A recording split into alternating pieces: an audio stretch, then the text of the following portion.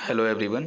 तो आज हम देखेंगे पेपर DSSB जेई का शिफ्ट 1 इलेक्ट्रिकल 2022 में जो हुआ था। ठीक है, यहाँ पे आप देख सकते हैं टेस्ट डेट है 22 जून 2022। 8:30 से 10:30 ये एग्ज़ाम हुआ था। तो जूनियर इंजीनियर इलेक्ट्रिकल और सेक्शन ऑफिसर इलेक्ट्रिकल का यह पेपर है। हम चलते हैं टेक्निकल की तरफ।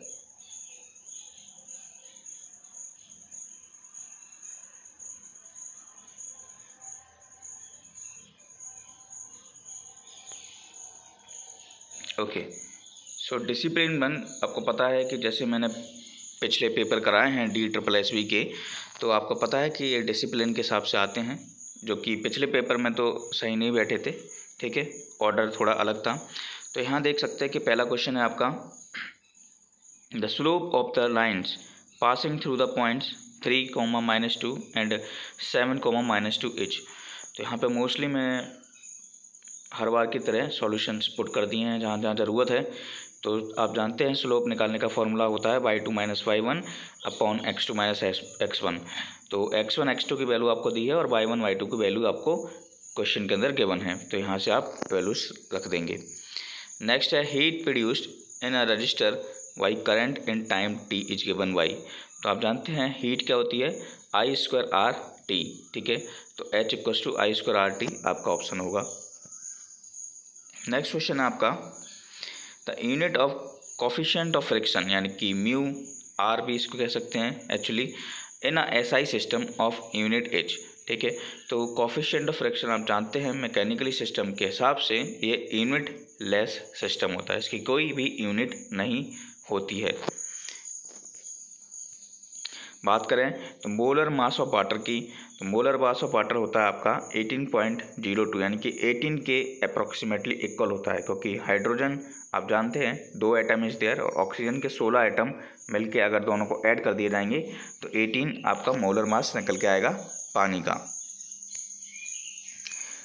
आप अच्छे से जानते हैं कि मोमेंटम होता है आपका P से डिनोट करते हैं, और P जो होता है वो आपका किसके बराबर होता है, M × B, यानी कि मास इंटू वेलोसिटी के। इस क्वेश्चन के अंदर आपसे डिफरेंशियल इक्वेशन दी है और पूछा गया है कि कितना ऑर्डर इस इक्वेशन का है।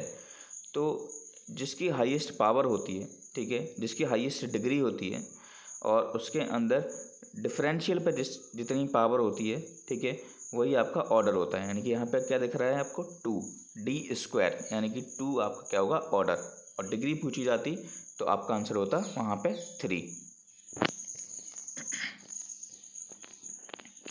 देखिए यहाँ पे बायोट-सैवर्ट्स लॉ आपसे पूछा गया है, कई बार भी हम ये आपके SSC JEE के पेपर में भी देख चुके हैं सेम फार्मूला कई बार। तो μ0 IDL sin θ अपॉन 4πr²। तो ऐसे क्वेश्चन जो आपको जवान पे रटे होने चाहिए कि हाँ आ रहा है तो हम आंसर इसको लगा दें। देखिए सेम क्वेश्चन है लगभग, एक कूलम्ब्स लॉ पूछा है, तो कूलम्ब्स लॉ आप बचपन से पढ़ रहे हैं यानी कि फिजिक्स से, कि F = K Q1 Q2 upon R²। ठीक है, और K क्या होता है आपका वहाँ पे कांस्टेंट है जो कि 1/4πε0 होता है। ठीक है, अगर NP और NE नंबर ऑफ होल्स और नंबर ऑफ इलेक्ट्रॉन्स हैं, P आपको होल्स को डिनोट कर रहा है और E इलेक्ट्रॉन्स को डिनोट कर रहा है, एक इंट्रिंसिक सेमीकंडक्टर के अंदर आपसे पूछा गया है। ठीक है, इंट्रिंसिक आप जानते हैं एक प्योर सेमीकंडक्टर है। ठीक है, तो वहाँ पे नंबर ऑफ होल्स क्या होते हैं, नंबर ऑफ इलेक्ट्रॉन्स के बराबर होते हैं। अगर हम बात करें एक्सट्रिंसिक की, तो वहाँ पे ए क्राइटेरिया चेंज हो जाता है। ठीक है, according to NP is greater than NE, NE is greater than NP, किसकी डोपिंग ज़्यादा है उसके हिसाब से वहाँ पे नंबर ऑफ होल्स और इलेक्ट्रॉन्स अलग अलग हो जाते हैं।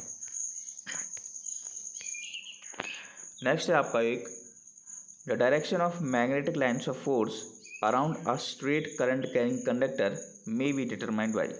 एक स्ट्रेट करंट कैरिंग कंडक्टर है, ठीक है, और आपसे मैग्नेटिक लाइन्स ऑफ फोर्स की डायरेक्शन के बारे में बात कर रहा है, तो एक कॉर्क स्क्रू रूल ले लीजिए। ठीक है, ठीक है, कॉर्क जब स्क्रू आप देखेंगे और स्क्रू की डायरेक्शन में आप थंब को मूव कराएंगे तो आपको कुछ magnetic lines of force upward दिखाई देंगी, तो that is the cork screw line. ठीक है, इस PDF को आप telegram group SSC JEE junction से डाउनलोड भी कर सकते हैं।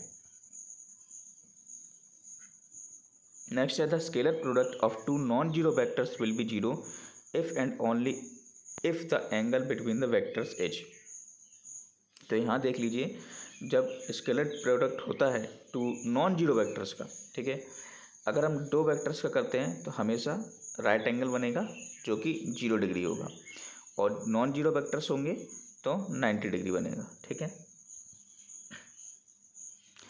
थोड़ा मैथमेटिकल टर्म है, 2 + 5 + 8 और जो कि 50 तक ये सीरीज़ जा रही है।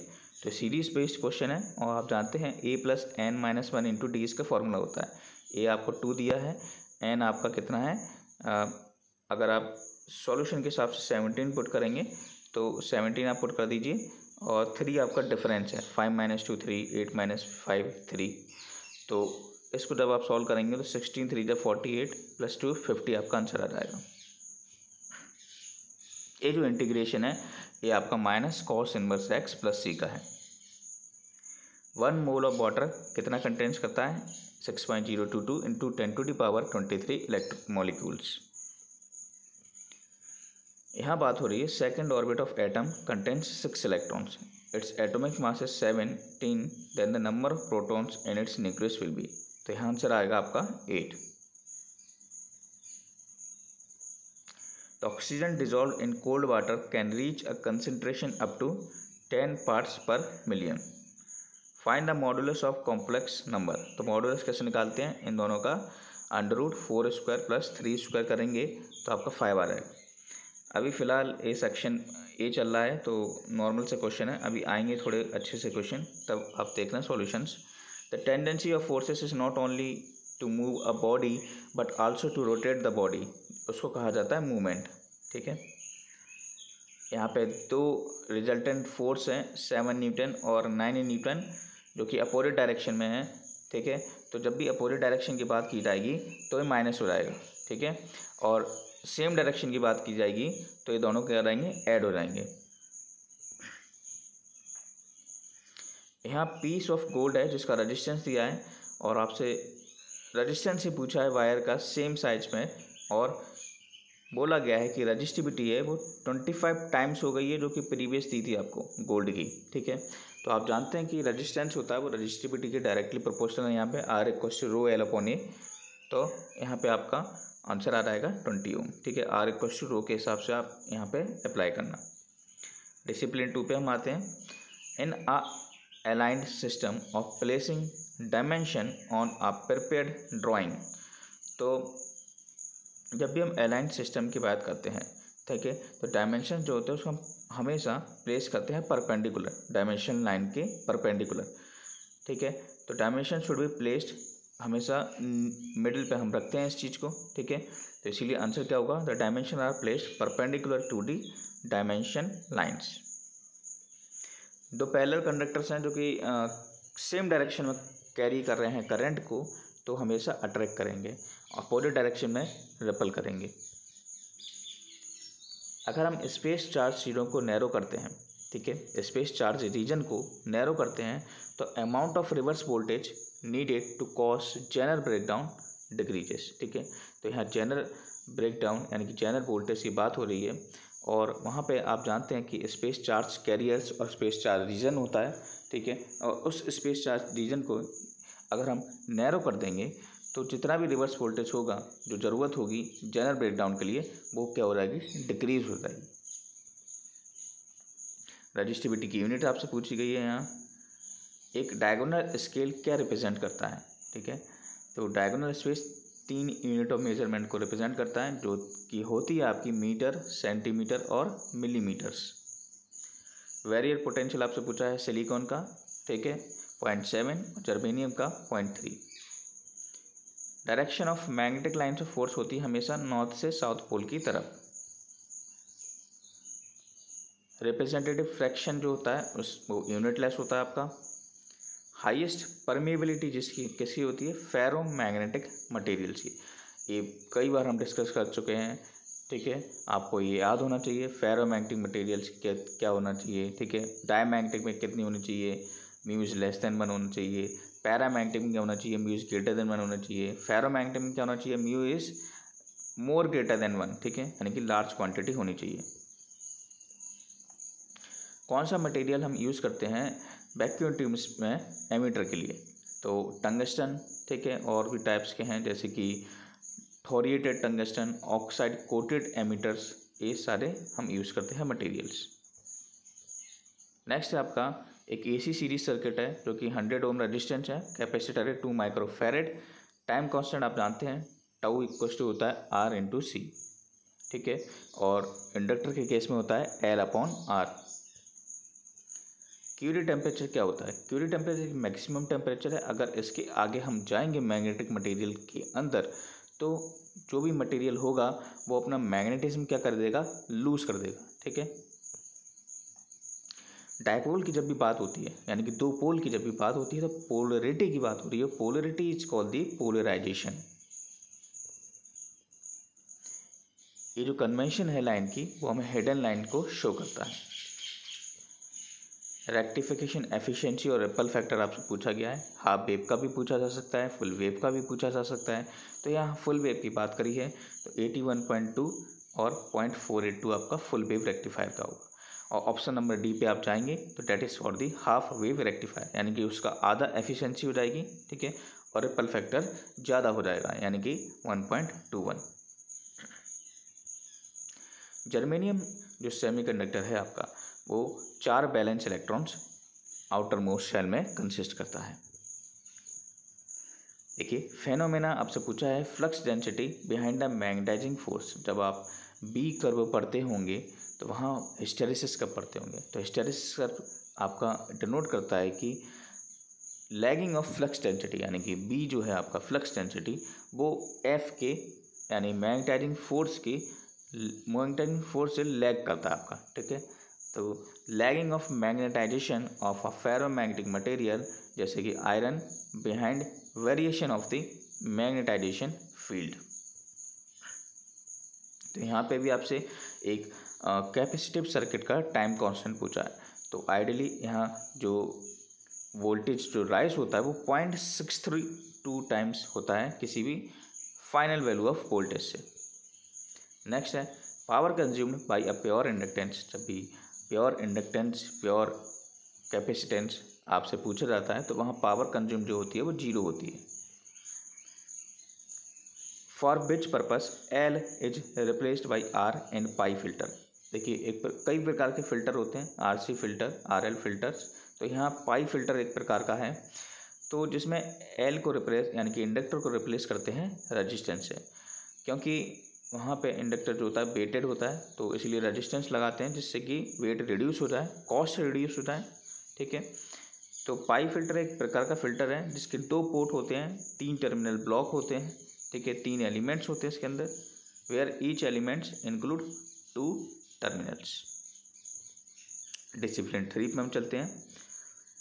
यहाँ पूछा गया है कि इम्पीडेंस मैचिंग के लिए सबसे अच्छा सूटेबल कौन सा है। यहाँ पे common collector configuration impedance matching के लिए सबसे बेस्ट है, क्योंकि यहाँ पे कॉमन कलेक्टर जो होता है कॉमन कलेक्टर जो है वो आपका एमीटर फॉलोअर भी है एक्चुअली, ठीक है, जो कि हाई इनपुट इम्पीडेंस और लो आउटपुट इम्पीडेंस प्रोवाइड करता है, इसीलिए इम्पीडेंस मैचिंग के लिए हम बेस्ट सूटेबल है।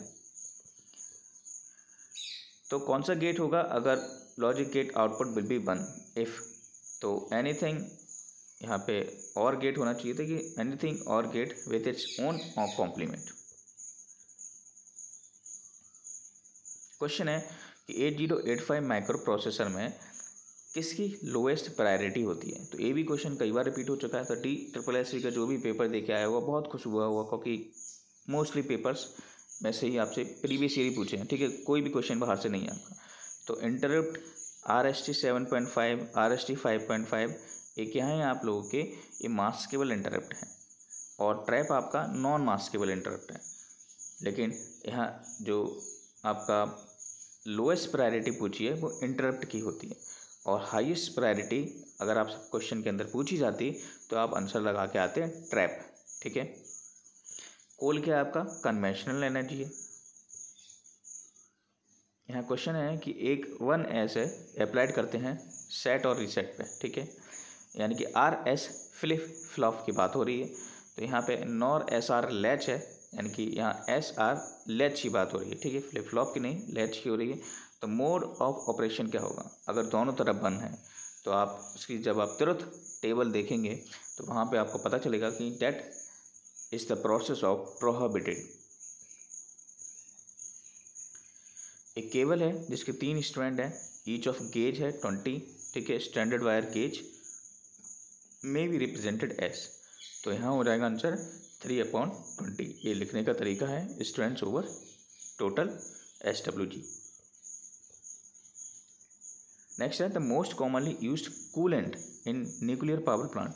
तो कूलेंट सबसे अच्छा क्या है, वाटर है, पानी है आपका। नेक्स्ट है द एरो हेड क्या डिनोट करता है ट्रांजिस्टर के अंदर, ठीक है। तो जो एरो आप जानते हैं ना, NPN ट्रांजिस्टर में देखते होंगे, नॉट पेनिट्रेटिंग इन और पेनिट्रेटिंग इन, यानी कि एक अंदर की तरफ जाता होगा एरो, एक बाहर की तरफ आता होगा। तो एरो का जो हेड वो किसको डिनोट कर रहा है, तो एरो का हेड डिनोट करता है holes flow in the emitter region, ठीक है। यहाँ बाइनरी नंबर दिया हुआ है, उसको ऑक्टल में चेंज करना है, ठीक है। पहले डेसिमल में उसको चेंज कर लेंगे, फिर हम ऑक्टल यानी कि 8 से उसको डिवाइड करेंगे तो आपका आंसर आ जाएगा, ठीक है। पेंडेंट होल्डर्स होते हैं कुछ आपके, जो कि डोमेस्टिक इंस्टॉलेशन के लिए यूज़ होते हैं। When the lamp is to be, तो लैम्प कैसे उसको आप करेंगे, तो that is the vertically suspend करेंगे, ठीक है। यहाँ IE रूल पूछा गया है, number of light of fans point connected in one sub circuit should not exceeded 2। तो देखिए यहाँ लाइट फैन पॉइंट्स और एक सब सर्किट की बात कर रहे हैं तो 10 आएगा आंसर। अगर पावर सब सर्किट की बात करते, ध्यान रखना, पावर सब सर्किट की बात करते तो आंसर 2 आता। कई बार स्टूडेंट्स यहाँ पे गलती कर देते हैं, ठीक है। नेक्स्ट है in a thermal power plant steam energy is converted into mechanical energy. तो स्टीम एनर्जी कैसे कन्वर्ट हो रही है, with the help of turbines. Half adder में आप जानते हैं 2 इनपुट होते हैं और 2 आउटपुट होते हैं। फुल एडर की बात करते हैं तो यहाँ 3 इनपुट होते हैं, ठीक है। MCP का फुल फॉर्म आपसे पूछा है तो मिनिएचर सर्किट ब्रेकर। अगर हम ट्रांजिस्टर एक्शन की बात करें तो ट्रांजिस्टर एक्शन में एमीटर क्या होता है आपका, हैवीली डोप्ड होता है, ठीक है, और मॉडरेटली आपका उसका एरिया होता है, ठीक है। बेस हमेशा थिन हो और लाइटली डोप्ड होना चाहिए। कलेक्टर की बात करें तो कलेक्टर आपका मॉडरेटली डोपिंग होती है और एरिया ज़्यादा होता है। एक्यूमुलेटर हमेशा 8 फीट रजिस्टर होता है आपका। नेक्स्ट है 3 input nor gate. 2 input nor gate जैसे आप पढ़ते हैं वैसे ही आपका 3 इनपुट नॉर गेट होता है। यहाँ पे number of states where output is 0 equals. तो यहाँ आप देख सकते हैं number of where output is 0, तो कहाँ पर आ रहा है 7th स्पीड, यानी कि 1 1 1 पे आपका क्या आ रहा है 0। Output voltage of common emitter amplifier compare to its input voltage is. तो कॉमन एमीटर एम्पलीफायर को जब हम इनपुट वोल्टेज से कंपैरिजन करते हैं तो that is the out of the phase of 180 degree, क्योंकि phase difference of 180 degree between the signal voltage and output voltage in a common emitter amplifier, जिसको हम कहा जाता है फेज रिवर्सल। VIR होता है आपका vulcanised Indian rubber. Mode 20 counters के लिए कितने फ्लिप फ्लॉप लगेंगे, तो 2 की पावर आप लगा दीजिए, ठीक है। तो 2 की पावर 5 के अंडर आना चाहिए, तो डेट इज द आंसर आपका होना चाहिए 5, ठीक है। यहाँ नेटवर्क आपका ये आ चुका है। तो पहले क्वेश्चन में पूछा है कि मैक्सिमम पावर ड्रॉ कितना होगा। यहाँ से इस सर्किट को आप देखिए तो P आप जानते हैं B²/4R होता है, ठीक है। तो यहाँ पे 10 वोल्ट आपको V दिया है, R आपका 5 है, 4 आपको नीचे डिनोमिनेटर में मिलेगा, ठीक है। इसको सॉल्व कर लेना। फ्रेम आपका किसका बना हुआ होता है DC जनरेटर का, तो that is the cast iron. Frame हमेशा कास्ट आयरन का बना होता है। नेक्स्ट क्वेश्चन है आपका पावर प्लांट से। तो मैक्सिमम डिमांड आपको दिया है 50 किलोवाट, लोड फैक्टर आपको दिया है 0.5, total energy generated in a year. तो load factor equals to total energy upon maximum demand into 365 days into 24 hours. याद रखना है फॉर्मूले को। और सबसे ज़रूरी बात, इस सारे क्वेश्चन जो हैं टेक्निकल के SSC JEE से लिए गए हैं, मैं सीधे सीधे कह रहा हूँ, SSC JEE का भी नोटिफिकेशन जल्द आने वाला है। इसका एग्ज़ाम नवंबर में होगा, ठीक है। हम नॉन टेक्निकल की भी कोशिश करेंगे अगर टाइम मिल सके तो उसको कवर करने के लिए। टेक्निकल के लिए आप प्रीवियस ईयर के वीडियो देख सकते हैं, कई सारे वीडियोस अवेलेबल हैं, ठीक है। और PDF भी आप डाउनलोड कर सकते हैं टेलीग्राम ग्रुप से। बहुत सारे PDF आपको प्रीवियस ईयर के कुछ सॉल्व मिल ही जाएंगे। तो 3 फेज इंडक्शन मोटर में speed of rotating magnetic field यानी कि RMF जिसको बोला जाता है, वही हमारी सिंक्रोनस स्पीड होती है। ये तो आपको पता ही है, किरचॉफ्स लॉ। यहाँ बात हो रही है एक AC सर्किट की, ठीक है। और पावर फैक्टर आपसे पूछा गया है। हम जानते हैं कि cos phi R/Z होता है। R आपको गिवन है क्वेश्चन के अंदर, और Z क्या होता है, √R² plus XL minus XC का होल स्क्वायर। नेक्स्ट है, आप पेन स्टॉक के बारे में देखते होंगे जब आप पूरा एक हाइड्रो पावर प्लांट देखते होंगे। हाइड्रो पावर प्लांट के अंदर एक पेन स्टॉक होता है जो कि हाइट पे लगा हुआ होता है, कहाँ तक, आपके किसी भी रिवर तक। तो दैट क्या करता है, वो पेन स्टॉक क्या करता है, आपका वाटर को टरबाइन तक ले जाता है। तो ये उसका काम होता है पेन स्टॉक का। यहाँ से आपसे करंट की वैल्यू पूछी है, तो I = आप करंट डिवीजन रूल से अप्लाई कर सकते हैं। तो 6 × 10 upon total resistance 15। DC series motor अगर हम नो लोड पर स्टार्ट करेंगे तो उसकी स्पीड बहुत ज़्यादा हाई होगी, क्योंकि टॉर्क IA² होता है, ठीक है। यहाँ W0 weight of the copper है किसी भी ट्रांसफार्मर का।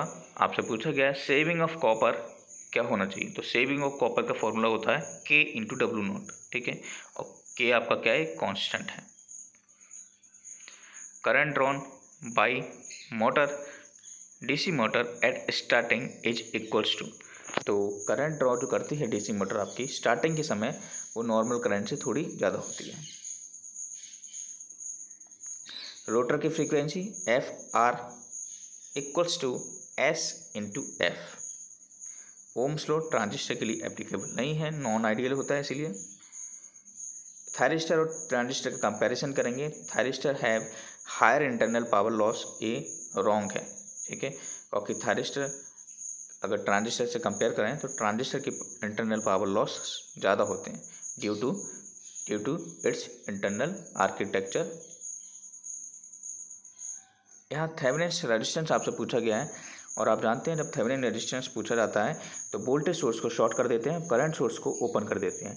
तो 5 और 20 आपका पैरेलल में चले जाएगा, ठीक है। वहाँ से 4 ओम आएगा, 4 ओम के साथ ऐड होके 8 ओम हो जाएगा आपका answer.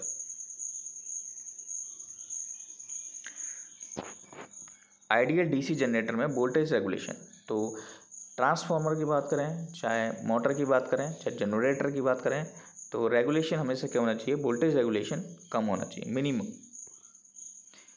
Torque developed by the split phase induction motor, तो टॉर्क का फॉर्मूला पता है क्या होता है, sine of the angle between IM और IS, ठीक है।